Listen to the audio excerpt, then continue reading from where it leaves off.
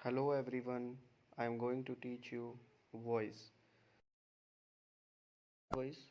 Voice is that form of the transitive verb that shows whether the subjects of the door of the action or has the action done to it. And transitive verb cannot have a passive voice because it does not have an object. तो voice क्या होती है? सबसे पहले हमें ये जानना चाहिए। वॉइस वर्ब की एक ऐसी फॉर्म होती है जो हमें ये रिप्रेजेंट करती है कि सब्जेक्ट किस तरीके से काम कर रहा है या ऑब्जेक्ट को हम कितनी प्रायोरिटी दे रहे हैं। इसी बेसिस पर वॉइस को टू टाइप्स में डिवाइड किया गया है, active and passive. What is active voice? When the subject of the sentence is the door of the action, the verb is said to be in the active voice. Example, Ram reads a book. जैसे अब active voice को देखें तो इसको active क्यों कहा गया है? क्योंकि इसमें सब्जेक्ट एक्टिव होता है। हमें स्टार्टिंग से पता चल जाता है कि काम कौन कर रहा है। जैसे इसमें हमें पता चल रहा है कि Ram reads a book, Ram किताब पढ़ता है। So here I am giving another example like Mr. Jonas pushed the panda.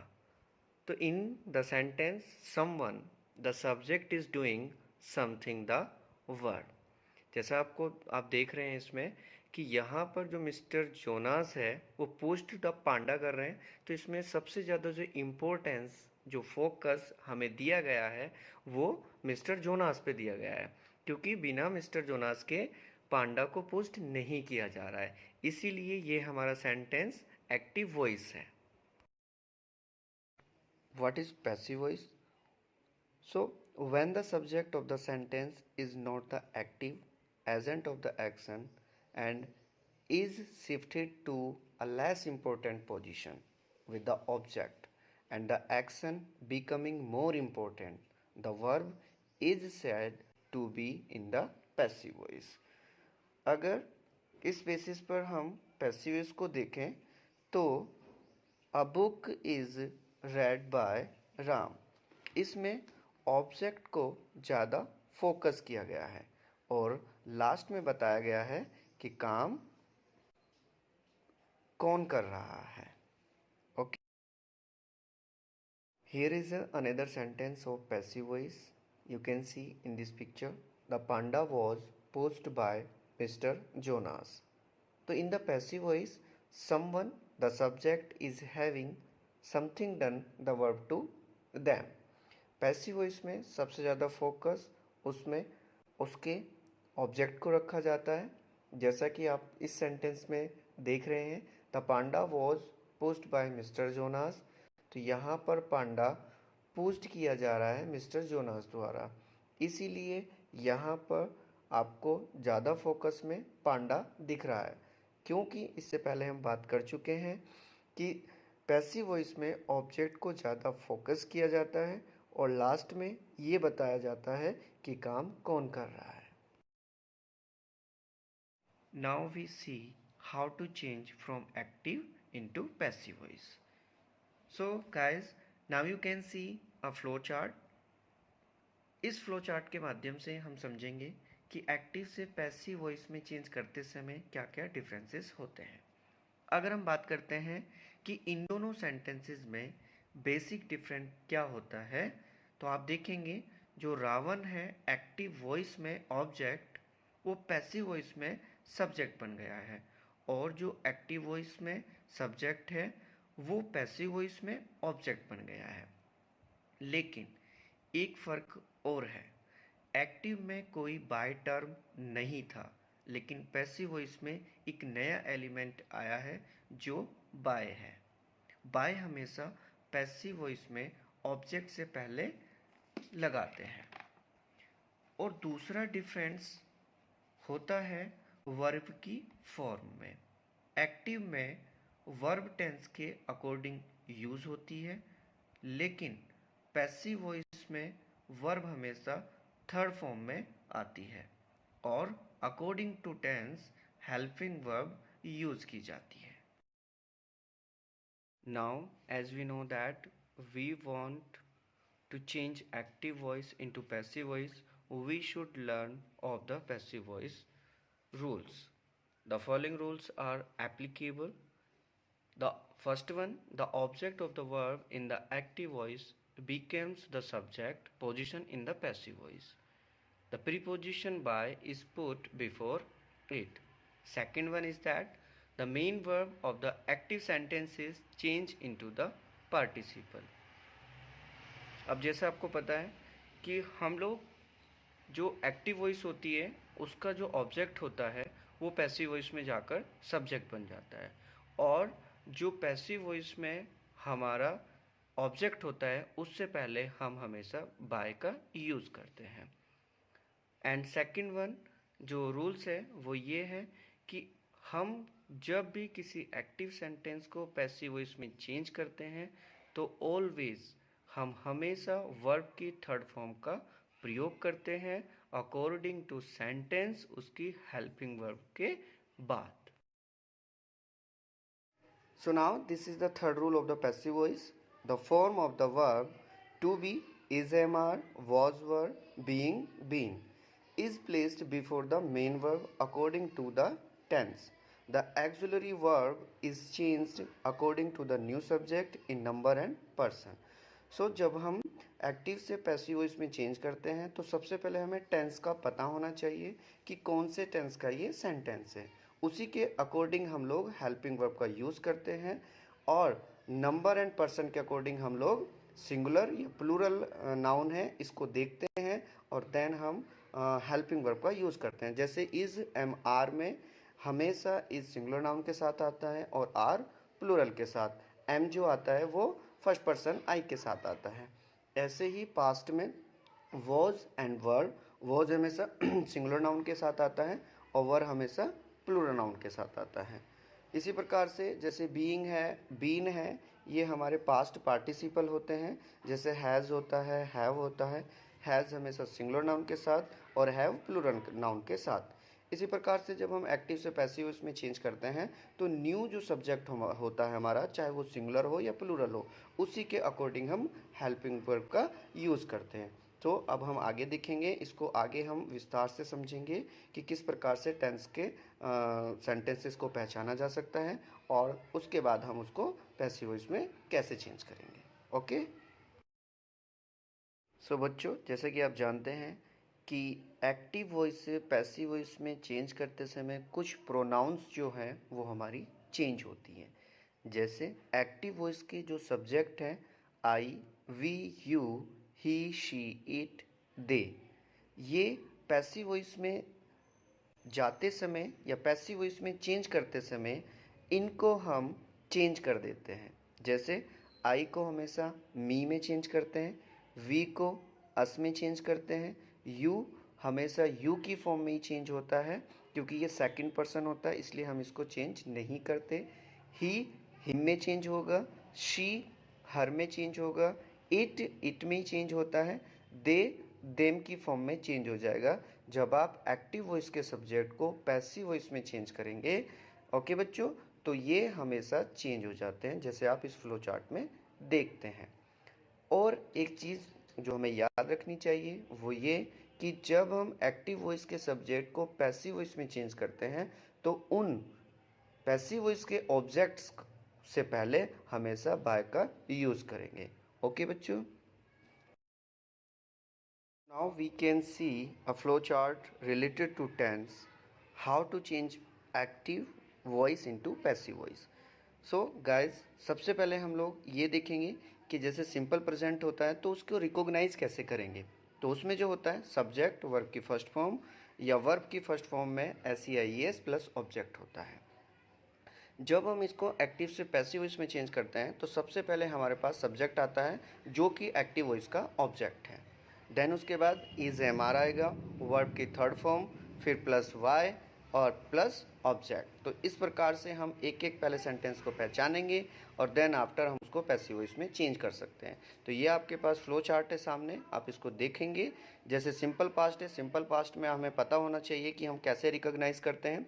तो सिंपल पास्ट में हम लोग देखते हैं कि उसमें सब्जेक्ट वर्ब की सेकंड फॉर्म प्लस ऑब्जेक्ट आता है। जैसे राम किल्ड रावण, तो यहाँ पर जो किल्ड है वो सेकंड फॉर्म में है। इसी प्रकार से जब हम इसको पैसिव वॉइस में चेंज करेंगे तो हमने पहचान लिया कि यदि वर्ब की सेकंड फॉर्म है तो सब्जेक्ट के बाद वॉज या वर लगाएंगे, जैसा मैंने अभी पीछे बताया था। नंबर ऑफ पर्सन आप देखेंगे कि राम अगर सिंगुलर है तो वॉज लगाएंगे, और सब्जेक्ट यदि प्लूरल है तो वर लगाएंगे। तो इस प्रकार से सब्जेक्ट प्लस वॉज या were according to new subject plus verb की third form plus by plus object, ये आपका पैसिव वॉइस में चेंज हो जाएगा। यदि हम प्रेजेंट सेंटेंस को नेगेटिव आ जाता है कोई सेंटेंस, तो हम उसको कैसे चेंज करेंगे? पहले तो हम उसको पहचानेंगे, उसमें डू या डज नॉट सबसे पहले लगा होगा, और देन उसके बाद सब्जेक्ट वर्ब की फर्स्ट फॉर्म प्लस ऑब्जेक्ट आएगा, और क्वेश्चन मार्क बच्चों इसमें आता ही है।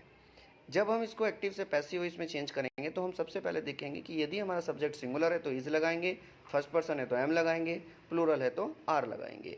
इसी प्रकार से सब्जेक्ट के बाद जो हमारे पास हेल्पिंग वर्ब होगी, सबसे पहले इंटरोगेटिव सेंटेंस में हेल्पिंग वर्ब आएगी, उसके बाद सब्जेक्ट आएगा, उसके बाद प्लस नॉट आएगा यदि नेगेटिव हुआ तो, और नहीं है तो सब्जेक्ट के बाद सीधा वर्ब की third form plus by plus object और प्लस क्वेश्चन मार्क का चिन्ह जरूर लगाएंगे इंटरोगेटिव सेंटेंसेस में। ठीक है बच्चों, अब आगे देखते हैं। प्रेजेंट कंटिन्यूअस अगर सेंटेंस होगा तो आप आराम से पहचान लेंगे उसको। प्रेजेंट में क्या होता है? Subject plus is am are plus verb की फर्स्ट फॉर्म में आईएनजी प्लस ऑब्जेक्ट आता है। जब हम इसको एक्टिव से पैसिव वॉइस में चेंज करेंगे तो हमेशा याद रखना बच्चों, जब प्रेजेंट कंटिन्यूअस की बात हो या पास्ट कंटिन्यूअस की बात हो तो सब्जेक्ट के बाद इज एम आर या was verb plus being plus verb की थर्ड फॉर्म प्लस बाय और प्लस ऑब्जेक्ट आएगा ही आएगा। हमेशा याद रखना, प्रेजेंट कंटिन्यूअस हो या पास्ट कंटिन्यूअस हो, सिर्फ हेल्पिंग वर्ब चेंज करेंगे आप, बाकी सेम सेंटेंस में बीइंग जोड़कर आप अपने सेंटेंस को कंप्लीट कर लोगे। इसी प्रकार से जब हमारे पास प्रेजेंट परफेक्ट होगा या पास्ट परफेक्ट होगा तो जैसा आपको पता है प्रेजेंट परफेक्ट में हैज़ या हैव आता है, पास्ट परफेक्ट में हैड आता है। तो प्रेजेंट परफेक्ट जब सेंटेंस को आप चेंज करेंगे तो हैज़ हैव के साथ सिर्फ बीन ऐड कर देंगे एक्टिव से पैसिव वॉइस में। आप इस फ्लो चार्ट में देखेंगे कि सबसे पहले प्रेजेंट टेंस को हमने पहचाना, एक्टिव वॉइस में होगा सब्जेक्ट प्लस हैव या हैज़ प्लस वर्ब की थर्ड फॉर्म प्लस ऑब्जेक्ट। जब हम एक्टिव से पैसिव वॉइस में इस सेंटेंस को चेंज करेंगे तो subject plus has have plus been आएगा प्लस वर्ब की third form plus by plus object. इसी प्रकार से जब हम पास्ट परफेक्ट करेंगे तो पास्ट परफेक्ट में हैज़ हैव की जगह हैड है, तो आप कुछ नहीं करेंगे, आप सिर्फ हैड के साथ बीन जोड़ देंगे जैसा आप इस फ्लो चार्ट में देख रहे हैं।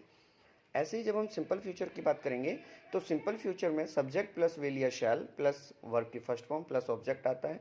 अब यहाँ से थोड़ा सा आपको समझना चाहिए कि विल और शैल कहाँ यूज़ करते हैं।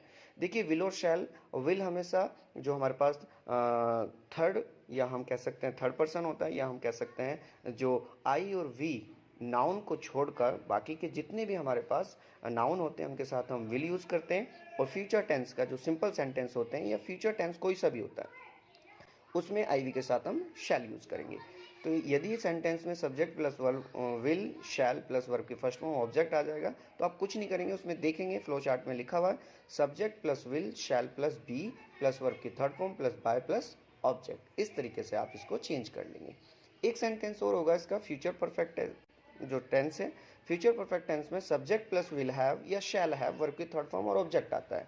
यदि आप इस सेंटेंस को चेंज करेंगे एक्टिव से पैसिव वॉइस में तो सब्जेक्ट प्लस विल हैव के साथ बीन, शैल हैव के साथ बीन और वर्ब की third form plus by plus object use कर लेंगे। ये तो रहा आपके टेंसेस के अकॉर्डिंग। अब आपको एक चीज़ सबसे ज़रूरी जो ये जानना चाहिए, जैसा कि आपको पता है टेंस के 12 सबटेंसेस होते हैं, इनमें से सिर्फ 8 सबटेंसेस ऐसे होते हैं जो हम एक्टिव से पैसिव वॉइस में चेंज कर सकते हैं। ओके गाइज, बिकॉज बाकी जो 4 सेंटेंसेस सब टेंसेस होते हैं उनको हम एक्टिव से पैसिव वॉइस में चेंज नहीं कर सकते हैं, ये आपको ध्यान रखना होगा। तो वो सब टेंसेस कौन कौन से हैं? एक तो हुआ प्रेजेंट परफेक्ट कॉन्टिन्यूस, दूसरा हुआ पास्ट परफेक्ट कॉन्टिन्यूस, तीसरा हुआ फ्यूचर कंटिन्यूस और फ्यूचर परफेक्ट कॉन्टिन्यूस। ये 4 सब टेंसेस ऐसे हैं जो आप एक्टिव से पैसिव वॉइस में चेंज नहीं कर सकते। अब अगर हम बात करते हैं मॉडल एक्सिलरीज को, अगर कोई सेंटेंस आ जाए तो हम कैसे चेंज करेंगे? देखिए मॉडल एक्सिलरीज में वैसे आगे एक एग्जांपल में मैं आगे समझाऊंगा, बट यहाँ पर हम फ्लो चार्ट के माध्यम से थोड़ा समझेंगे। अगर सेंटेंस में कैन या कुड प्लस वर्ब की फर्स्ट फॉर्म आती है तो बच्चों आप कुछ नहीं करेंगे, कैन या कुड या मॉडल एक्सिलरीज के बाद जितनी भी मॉडल एक्सिलरीज हैं आप उनके बाद में बी लगा देंगे। जैसे कैन कुड के बाद बी, फिर मे माइट के बाद बी, फिर वुड शुड के बाद बी और मस्ट नीड के बाद बी, और इनके साथ हमेशा वर्ब की थर्ड फॉर्म का यूज़ करेंगे। ओके बच्चों, so now we will know how to change of voice in interrogative sentences. Even the passive voice question remains a question. The auxiliary verb in both the voices in a question precedes come before the subject. Example, can they lift this box? Change into passive voice, can this box be lifted by them? यदि interrogative sentences में कोई axillary verb से sentence start होता है, जैसे can, could, may, might, तो उसमें हम सबसे पहले कैन लगाएंगे, उसके बाद जो हमारा ऑब्जेक्ट है वो सब्जेक्ट बन जाएगा, और उसके बाद बी लगाएंगे, जैसे आप इस फ्लो चार्ट में देख सकते हैं। सो बच्चों, if the sentence is related to answer yes or no, and the auxiliary verb do, did and does in an interrogative sentences with the verb in the active voice change into is, am, are and was or were in the passive voice. Flow chart में देखेंगे आप, example, do they watch the news every evening. तो जैसे ये do आया तो हमने sentence को पहचाना कि ये प्रेजेंट का इंटरोगेटिव सेंटेंस है और एक्टिव सेंटेंस है, तो हम पैसिव वॉइस में कैसे चेंज करेंगे? अकॉर्डिंग टू न्यू ऑब्जेक्ट हमने इज लगाया, is the news watched every evening bye them. इस प्रकार से आप इस सेंटेंस को समझेंगे। या अगर इस प्रकार के कोई सेंटेंस आएंगे जिनका आंसर आप यस या नो में दें, तो आप अकॉर्डिंग टू उसकी हेल्पिंग वर्ब जो क्वेश्चन इंटरोगेटिव क्वेश्चन मार्क वाली है, उसके अकॉर्डिंग हम लोग इज, एम, आर या वॉज, वर यूज़ करेंगे। Okay, so next, the auxiliary verb have और has in an interrogative sentences in the active voice changes into have been plus past participle, third form of the verb. Modal do not undergo any changes in the active or passive voice. You can see the example, had he cleaned the house before you reached? This is the active voice. Had the house been cleaned by him before you reached? This is a passive voice. अब आप इस sentence को एक तरीके से और भी change कर सकते हैं। यदि आप इस सेंटेंस में ही का जो प्रोनाउन ऑब्जेक्ट आपने पैसिव वॉइस में चेंज किया है बाय हिम, इसको नहीं लिखते हैं, तब भी आपका सेंटेंस ठीक होगा। जैसे आप लिखेंगे had the house been cleaned before you reached, ये सेंटेंस भी आपका ठीक होगा। सो बच्चों, I hope you better understand and thank you. अगर आपको इसके बाद भी कोई प्रॉब्लम आती है तो आप इस वीडियो को बार बार देखिएगा, और अगर समझ नहीं आता है तो आप मुझसे पूछ सकते हैं। थैंक यू बच्चों।